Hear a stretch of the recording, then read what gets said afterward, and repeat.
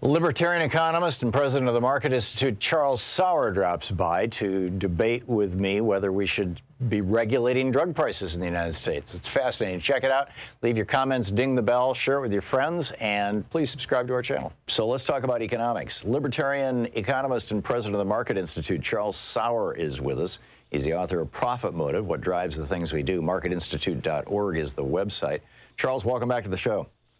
Thanks for having me on. So you're welcome. Kamala Harris has, last Tuesday, came out with a plan actually a multifaceted plan to regulate drug prices in the United States. She said that, well, she pointed out, actually she didn't, Journal of the American Medical Association pointed out that of the top 48 common brand name prescription drugs over the last 6 years, they have had a median increase in price of 76%. That's almost 10% of our total national health care expenditures are for these prescription drugs. It's the third largest health care expense for most families. Prescription drugs cost a person on average in inflation-adjusted dollars in 1960 cost $90 per person per year. And last year it was over $1,000 per person. A quarter of Americans say that they have difficulty paying for their drugs.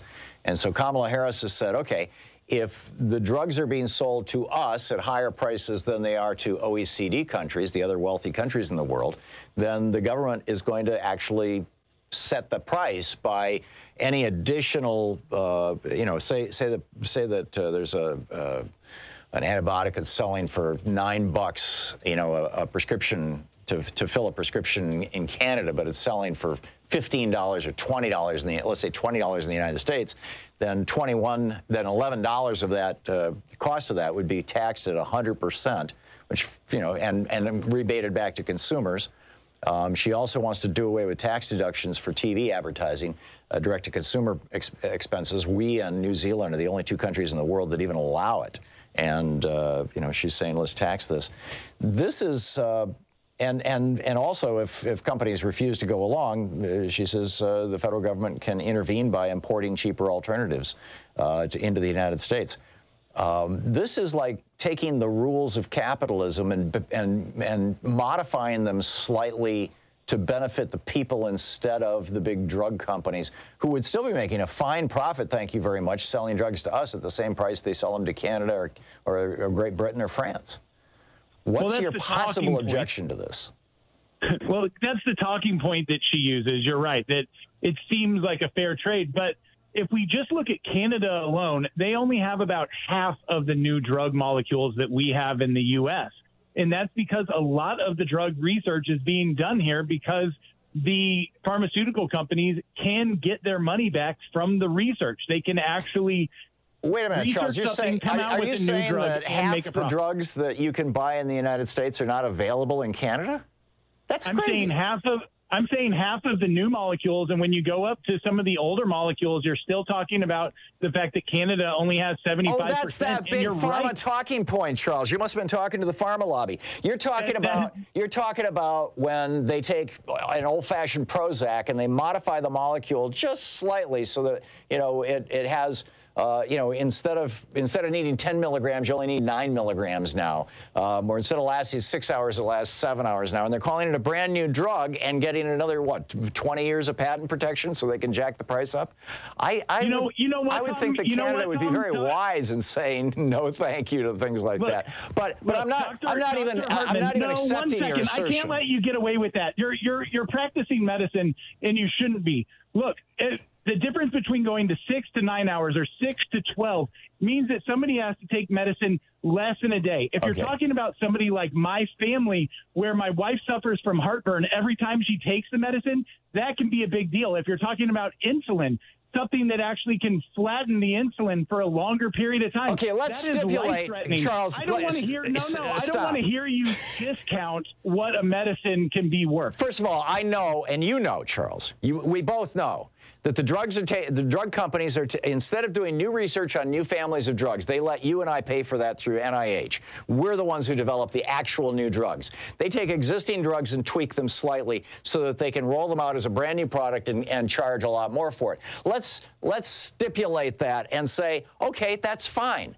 But if they're going to sell that new product in, at a higher price, we're going to say, no, you can't do that. We're going to tax the additional cost. And we're going to end tax deductions for direct-to-consumer advertising expenses. Back to my original argument. You essentially changed the whole terms of the debate here. I'm saying what's wrong with changing the rules of capitalism in the United States as it has to do with selling drugs so that this one industry that is screwing the citizens of just one country can't do that anymore. Look, you're an entrepreneur, I'm an entrepreneur, and you know what this is doing is called getting wealthy by multiplying to get rich, right? So, of course, if you make up the rules and make up a rule to change capitalism, yeah, it's going to sound capitalism like you're doesn't saving exist money. without But rules, Charles. No, capitalism, well, there are rules that dictate capitalism, and that's the supply and demand. If you you've got laws against fraud. You've got laws that enforce contracts. You've got laws about what can and can't be sold in the marketplace. There's 1,000 different rules to capitalism. Capitalism doesn't work without rules. That is not what I'm talking about. You're changing the rules of capitalism. You're saying that a government agency can come in and set a price, and that price is somehow going to be magically available to people, that new drugs are going to magically appear to people. And you know as well as I do, I'm not suggesting any magic at all, Charles. It's all going to be driven by the profit motive. I'm just saying that the drug companies can't make more profit on us than they're making on Canada or France or the United Kingdom. No, and I'm saying that and you're saying continue to screw the American public. I'm saying not only can they, but they should, because we are getting twice the molecules that Canada is getting. Twice the new molecules. But Charles, Canadians live longer and are healthier. To and say that they shouldn't get care. I'll tell you what. Call out a couple of names. Tell me who shouldn't get care. I'm not believing it. This is health affairs. No, I'm not believing research. I'm not believing your talking point. I think it's irrelevant. People in Canada live longer than people in the United States. People in Canada have better health outcomes in the United States, and people in Canada pay a hell of a lot less for drugs than in the United States. So regardless of what may be available to Canadians in the Canadian marketplace, and I'm guessing it probably has more to do with Canadian regulators than with pharmaceutical companies, that's irrelevant. I'm saying here in the United States, the drug companies have figured out a scam, and it's a scam, and you know it's a scam, Charles, you just threw away half of your argument to make this point, by the way, and you threw away more than half of your argument to get here. You said, look, my whole first opening doesn't make any sense, so I'm going to change and say, look, the health outcomes are what matters. I'm saying that the health outcomes are important, but that's why people from Canada fly to Oklahoma to have surgeries. That's why people come from Canada to get health care in the U.S. Yes, they do. The number of people who leave the United States to get health care is greater than the number of people who come to the United States to get health care. Simple fact, number one. Oh. And you know it.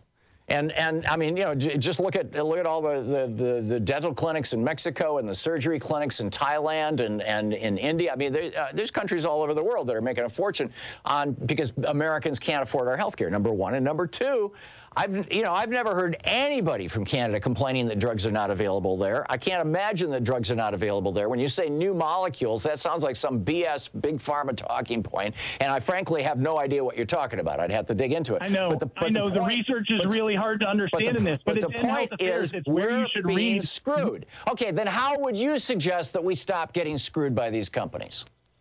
Let's take out the middleman. This is very easy. There's actually an article that I wrote earlier this year on it, and insulin prices have soared.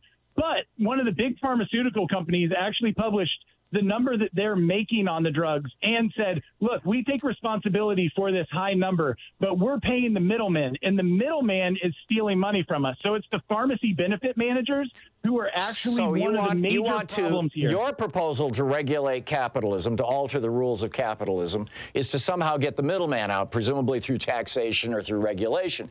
My proposal is to simply say, whatever system you guys come up with, It's fine with us. We're not gonna tinker with capitalism at that micro level. Whatever system you guys come up with, fine, but you can't charge American citizens more than you're charging French citizens. No, Tom, you don't need more government to solve how the price of a Snickers bar. No, listen to me for a second. We're not talking about Snickers bars. We're talking about the ability of people to live or die. Yeah. We're not talking about Snickers bars because government hasn't gotten in the way. This is life and death. If we pull government out of the way of Charles, a quarter of Americans can't afford their drugs. We're paying right now $1,000 a year for what we were paying $90 a year for in 1960. And sometimes a Band-Aid is not the best solution. You might be able to help those people now, but are you going to break it for my kids? That's not good. I want to fix the problem for the long run, and that is fixing the market. Yes, exactly. Let's change the rules of capitalism as it has to do with pharmaceuticals. You don't need to change the rules of capitalism. You can't change the rules of capitalism. All right, good luck with that.